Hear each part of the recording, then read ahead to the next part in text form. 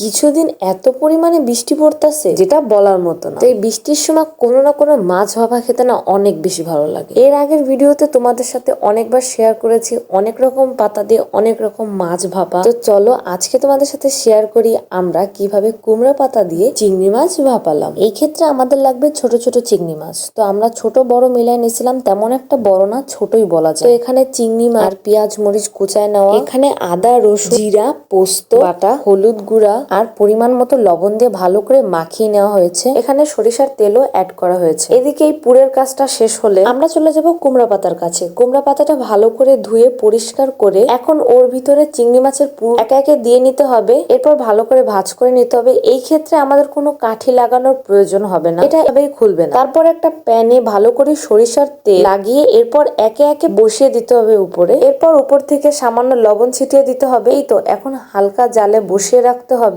এক পাশ হয়ে গেলে আমরা অন্য পাশে উল্টিয়ে দেন আবার ঢেকে দিয়েছিলাম। তো ফাইনালি আমাদের কুমড়া পাতা দিয়ে চিংড়ি মাছ ভাপাটা একদমই রেডি। এটা অনেক বেশি মজা হয়েছিল, আমরা এতটা এক্সপেক্ট করি নাই, কারণ এইভাবে আমরা ফার্স্ট টাইম খাচ্ছি। তো প্রথমে আমি একটা খাওয়ার পর আমি আরেকটা নিয়েছিলাম। তো এইবার আমার পাতে বড় একটা চিংড়ি মাছ পড়ছিল। এটা অনেক বেশি মজা হয়েছে। আর তোমরা যদি এটা ডালের সাথে খাও না আরো বেশি মজা লাগবে। চচ্চড়ি ডাল আর সাথে লেবু, কুমড়া পাতা দিয়ে ভাপানো চিংড়ি মাছ, এত বেশি মজা লাগছে। আমি তো আজকে অনেক বেশি ভাত খেয়ে ফেলছি শুধু এই একটা আইটেম দিয়ে। তো আজকের জন্য এতটুকুই। তোমাদের কেমন লাগলো আমাদের ভিডিওটা অবশ্যই কমেন্ট বক্সে জানাবা। আর এই নতুন রেসিপিটা তোমরা অবশ্যই ট্রাই করবে। তো আজকের জন্য আল্লাহ হাফেজ, দেখা হবে নেক্সট ভিডিওতে।